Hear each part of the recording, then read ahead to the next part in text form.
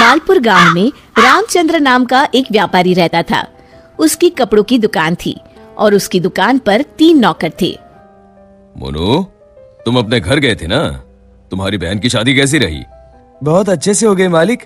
अगर आपने पैसों की मदद नहीं की होती तो पता नहीं क्या होता।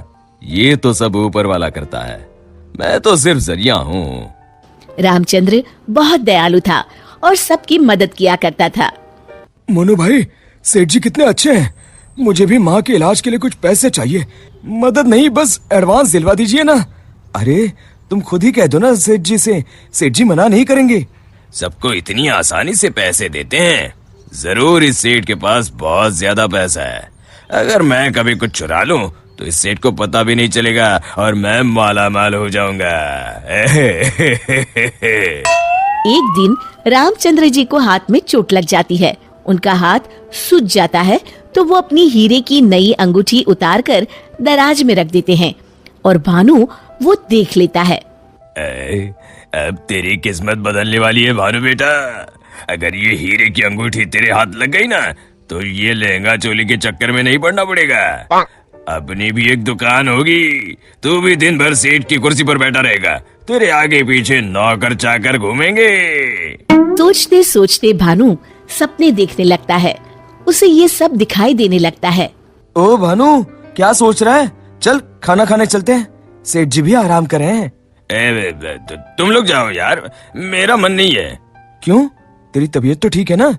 हाँ भाई, मेरी तबीयत एकदम दुरुस्त है, बस कुछ करने का मन नहीं है। चल ठीक है, हम खाना खा के आते हैं। जैसे ही लोग बाहर जाते हैं, भानु मौका देखकर अंगूठी निकाल लेता है।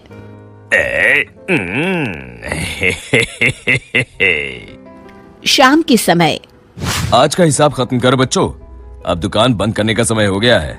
जब वे दराज खोलते हैं, अरे ये क्या, मेरी अंगूठी कहाँ गई? मोनू, भानु, भोला, तुम लोगों ने मेरी हीरे की अंगूठी कहीं देखी है क्या? कौन सी अंगूठी मालिक? क्या हुआ मालिक? अब कुछ नहीं, अब कल सुबह मिलते हैं। रामचंद्र रात भर सोचते रहते हैं। अगली सुबह आज दुकान को दुल्हन की तरह सजाओ, हर आने जाने वाले का मुंह मीठा करवाओ, आज बड़ी खुशी का दिन है। ऐसी क्या बात है सेठ जी? दरअसल कई सालों पहले एक दिन मुझे एक हीरे की अंगूठी मिली। मैं उसे उठा के घर ले आया। उसी रात मुझे सपने में आकर एक बाबा ने श्राप दिया कि तूने पैसों के लालच में जो अंगूठी उठाई है, अब वही तेरा नुकसान करवाएगी। जब से वो अंगूठी मेरे पास थी, मुझे कहीं न कहीं घाटा होता रहता था। घर में कोई न कोई बीमार होता रहता था। पर कल वो अंगूठी किसी ने चुरा ली और वो चोर अंगूठी के साथ साथ श्राप भी ले गया। पर अगर ऐसा ही था तो आपने वो अंगूठी फेंक क्यों नहीं दी सेठ जी? अरे बाबा जी ने कहा था कि न मैं उसे फेंक सकता हूँ, ना ही किसी को दे सकता हूँ। बस मुझे इंतजार करना है कि कोई स्वेच्छा से वो अंगूठी मुझसे ले ले। तो क्या आपका श्राप मुझे मेरा मतलब उस चोर को लग जाएगा? बिल्कुल। अब वो बेचारा ना अंगूठी फेंक सकता है, ना किसी को दे सकता है। वैसे एक उपाय है। क्या उपाय सेठ जी? अरे तुम्हें क्या करना भानु भैया, अब चोर जाने और उसकी किस्मत। तू चुप कर, मैं तो ऐसे ही जानना चाहता हूँ। हाँ, क्यों नहीं, क्यों नहीं। दरअसल अगर पूर्णिमा की रात को चोर हमारी दुकान के पीछे वाले बरगद के नीचे अगर अंगूठी गाड़ दे तो वो श्राप से बच जाएगा। तो आपने क्यों नहीं ऐसा किया सेठ जी? तू मेरी जान ले ले। अरे भाई, मुझे ये उपाय अभी पता चला। कल पूर्णिमा है, कल मैं उस अंगूठी को गाड़ने वाला ही था। लो कर लो बात, अब तो चोर गया काम से। भानु पसीना पसीना हो जाता है। रामचंद्र अगली रात बरगद के पीछे छुप कर बैठ जाते हैं। तभी उन्हें एक परछाई आती हुई दिखती है।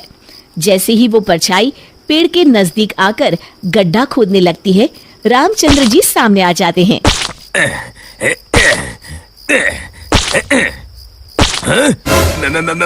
मर गए रे, मुझे माफ कर दीजिए सेठ जी। क्यों, क्या सोचने लगा भानु?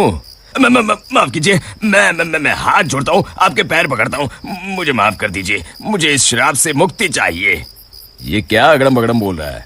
श्राप से मुक्ति चाहिए तो प्रायश्चित कर और कसम खा, आज के बाद कभी चोरी नहीं करूंगा। नहीं नहीं नहीं नहीं नहीं करूंगा मालिक, मुझे पुलिस को मत सौंपिएगा, चाहे नौकरी से निकाल दीजिए। मैं कल ही चुपचाप गांव छोड़ के चला जाऊंगा। मैं नया काम देख लूंगा और कभी चोरी नहीं करूंगा। वादा? वादा मालिक, वादा। अरे भाई, अगर तुम वफादारी की कसम खाओगे तो मैं तुम्हें काम छोड़कर कैसे जाने दे सकता हूँ। आप सच में महान है मालिक, आप सच में महान है। महान तो वो ऊपर वाला है। अब चलो काम पर लग जाओ। शिक्षा, अगर किसी को अपनी गलती का एहसास हो जाए तो उसे माफ कर देना चाहिए।